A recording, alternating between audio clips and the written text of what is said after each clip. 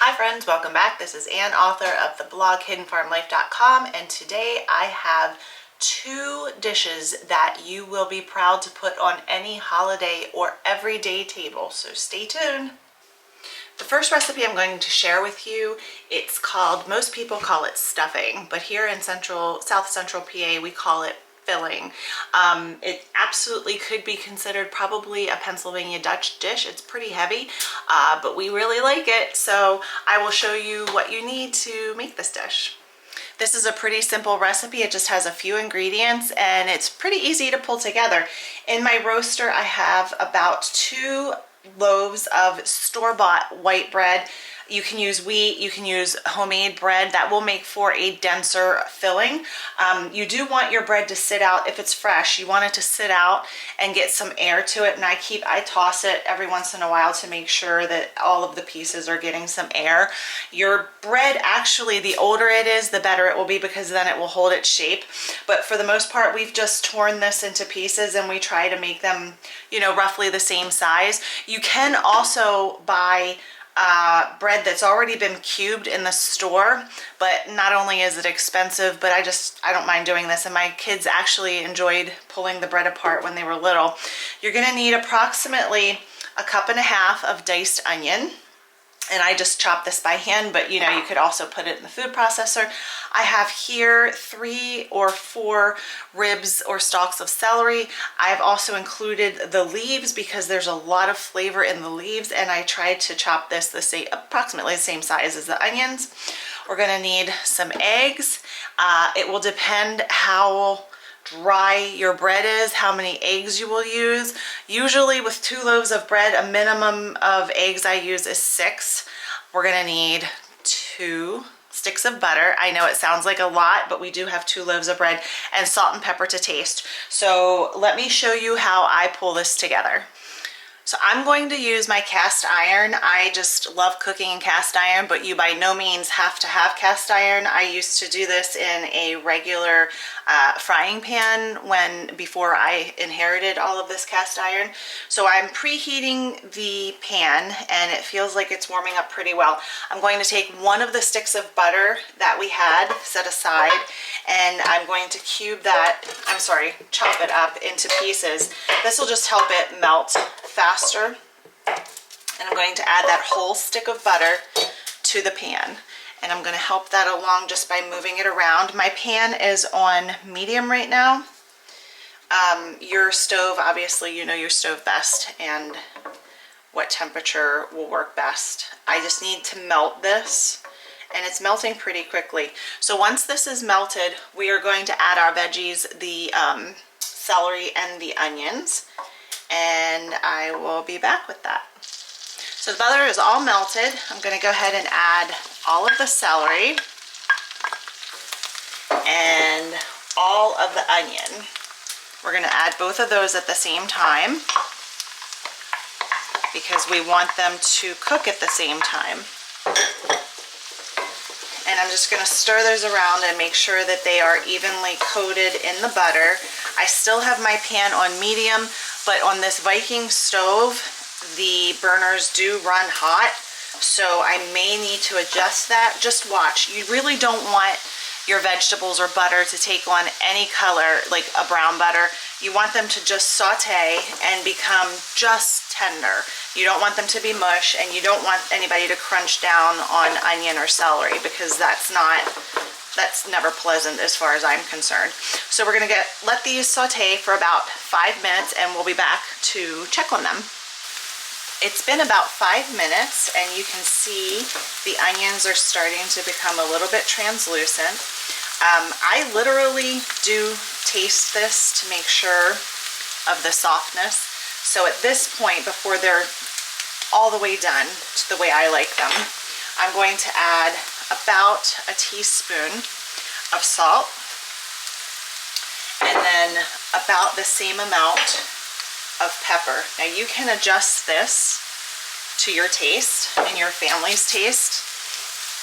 We like it to be, this is a really fragrant mix, this celery and onion, and with the salt and pepper, it just kind of really sends it over the top, and it reminds us that it's the holidays, because I usually don't make this in the summertime because it is a little bit heavier to eat. It's usually in the colder months that I make this.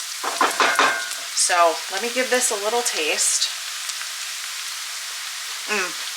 They're just about ready. That seasoning is perfect. So I'm gonna let these go for probably 2 more minutes. I'd like the onions to be just a little bit softer. And then I'll show you the next step. Okay, assembly is pretty easy. I have already added 6 eggs to the bread. To this, I am going to add the mixed celery and onions that I have sauteed. You know what, I need my little scraper to get that out of there. And you can see they're still pretty hot. I put them in the bowls to try to help them cool off a little bit. I'm just going to go ahead and add the second bowl right away. Now remember, I said I use a minimum of 6 eggs, so I'm going to go ahead and start mixing this and see if I need to add any more. And I'm not going to use a spoon, I'm going to use my hands because it works so much better. So I'm just going to get in there, and I really want to make sure to mix the eggs in. So I'm just going to mix this around, and this should be the way that we like it. It should be a fairly dense filling, or stuffing if you want to call it that. So I can already tell this bread was fairly dry, so I'm going to need a couple more eggs. So I'm going to grab some, and thankfully I have a basket of eggs here. And I do crack my eggs in a separate bowl just in case I get some shell or something. I don't crack them directly into my pan. So I'm going to add 2 and see what that does for me as far as consistency. So now this is 8 eggs. And I'm just going to continue to mix this around and get it to the point that I like it. You can also mix this, I'm just using a roasting pan because it's bigger. You can mix this in a bowl. You can make a smaller amount. You can make a larger amount. This recipe is pretty versatile, and you can adjust it however you need to. You can add more veggies. You can add sausage to this. You can add some fresh cranberries. Now see how this is coming together like a dough? This is what we like, because then we will pack this into our pan. You want to make sure there aren't any pieces of dry bread anywhere. So yeah, see, because it'll stick together. We have family members who have actually made this into dough balls, filling balls I mean. So this is pretty much where I like it. So from here, I'm going to take this, and I have my prepared pan.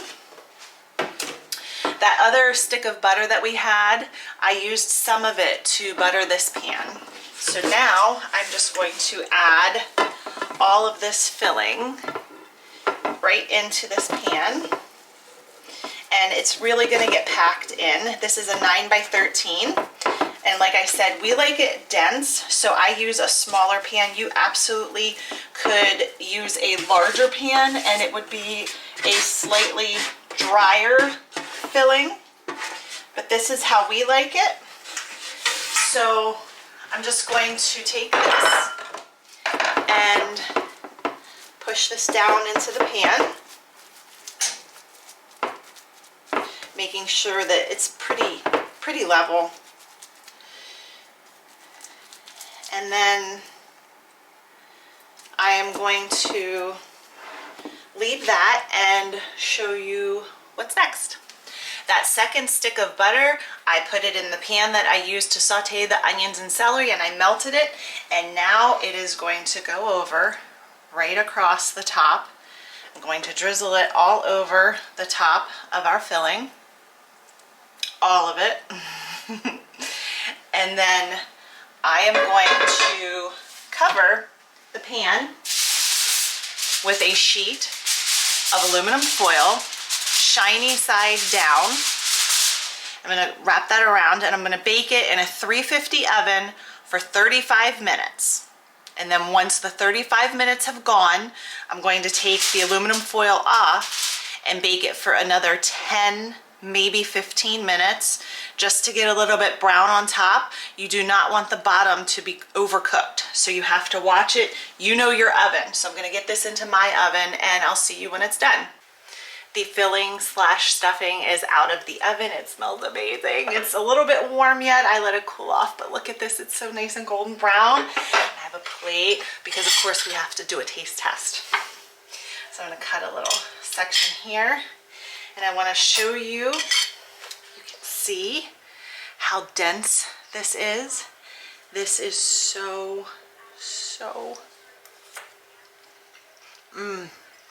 this is so good. You are going to want to make this for every meal, trust me. So let's move on to the next recipe.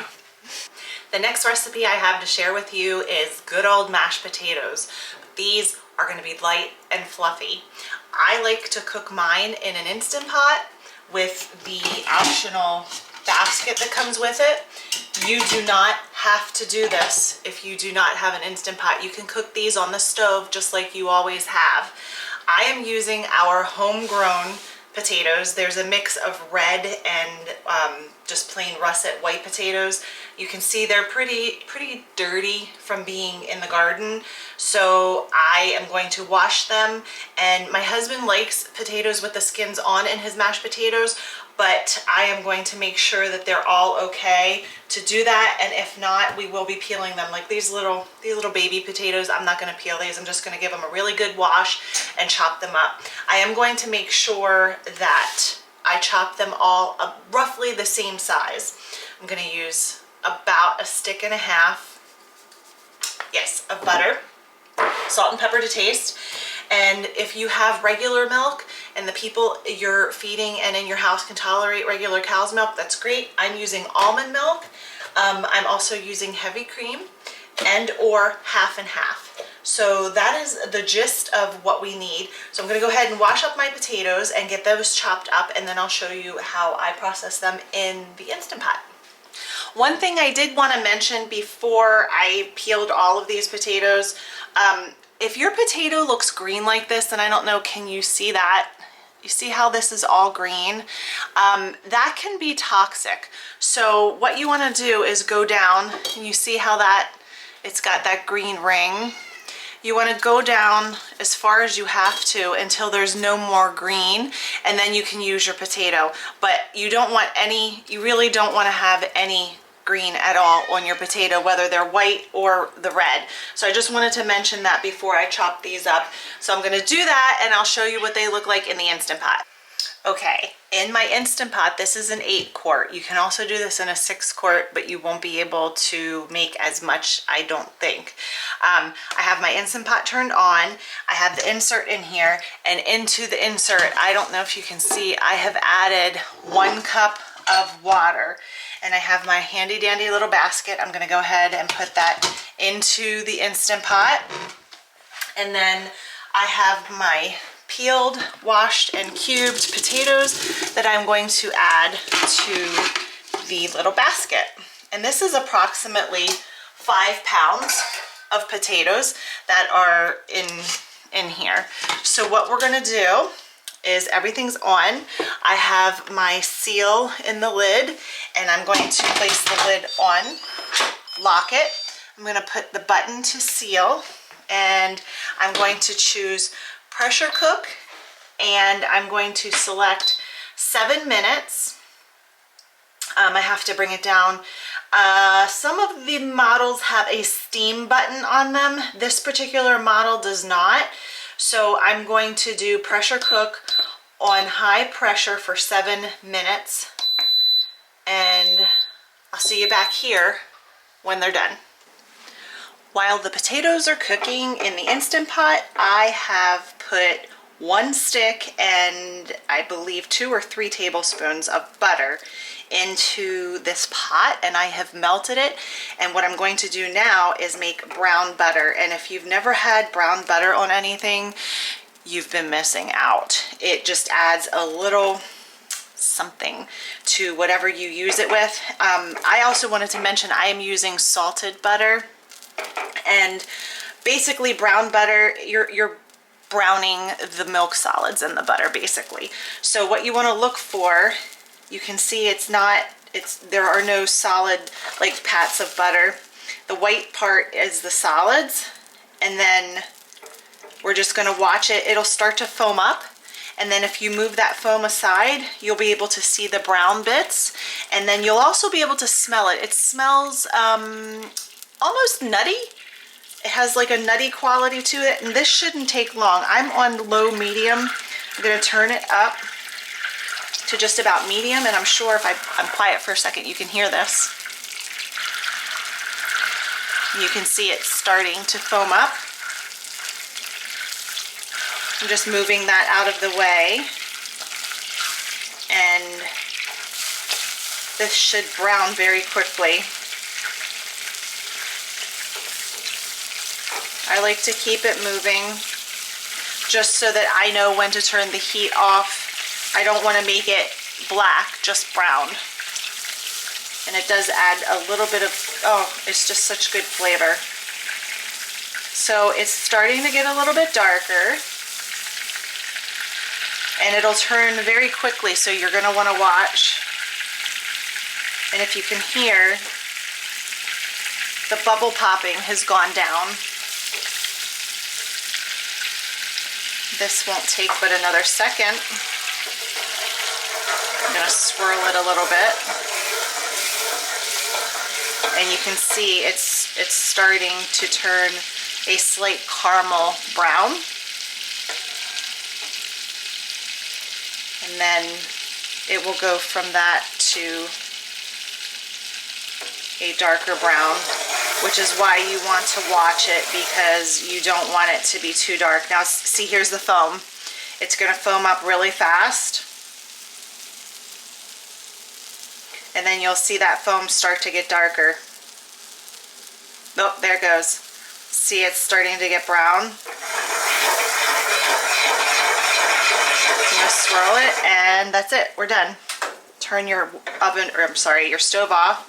And see how it's starting to caramel, almost look like a caramelized color. This is what we want, and you can smell. It's just a very slight nutty flavor smell to it. So I'm just going to let this sit until our potatoes are done, and I'll show you what's next. Our Instant Pot went off. I've done a release. I let it do a natural release for 11 minutes, and then I just put the hit the release button so that the rest of the pressure was released. I'm going to go ahead and take the lid off and get rid of this lid. And this, I'm just going to take, I wanted to show you how soft, I don't know if you can see, they're super, super soft. So I'm just going to take this out, and I'm going to dump these into the mixing bowl. Now I have a stand mixer. You don't have to have a stand mixer. You can use a hand mixer. Whatever you have will work. So I'm going to use the whisk attachment to my stand mixer.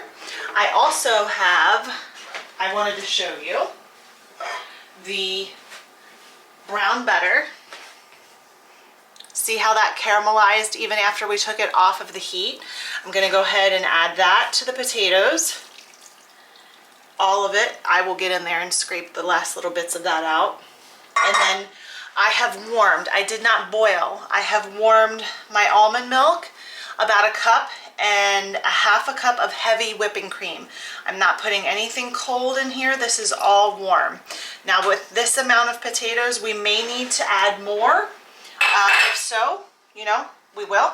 I'm going to go ahead and put this onto the mixer and get that locked in, and add about a teaspoon of salt and a teaspoon of pepper to start.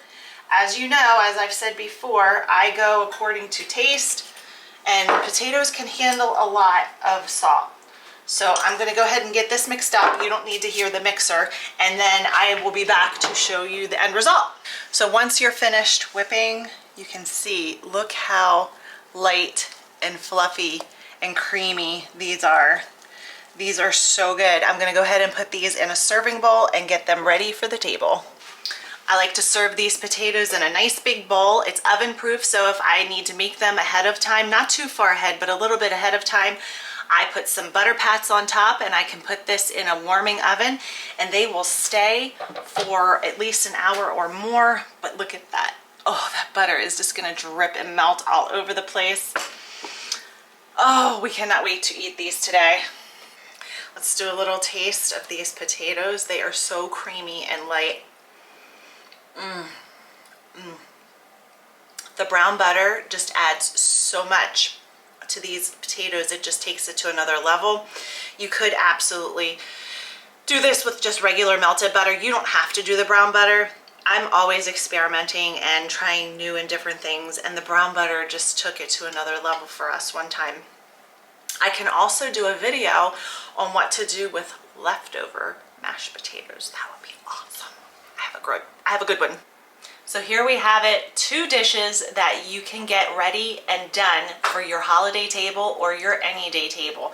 The filling can actually be frozen, and I would do that prior to cooking it so you can get all of it prepared and mixed up and put it in the freezer, and then when you're ready for it, get it out and bake it. I've also frozen this after I've baked it for leftovers, and it's really good in scrambled eggs. Mwah. The mashed potatoes, I do have a recipe that I use for leftover mashed potatoes if there are any. My family just loves mashed potatoes so much that there usually isn't much left. But if you would like to see that recipe, leave a comment below and let us know. Until next time, I hope that you've enjoyed this content and we'll see you soon. Bye-bye.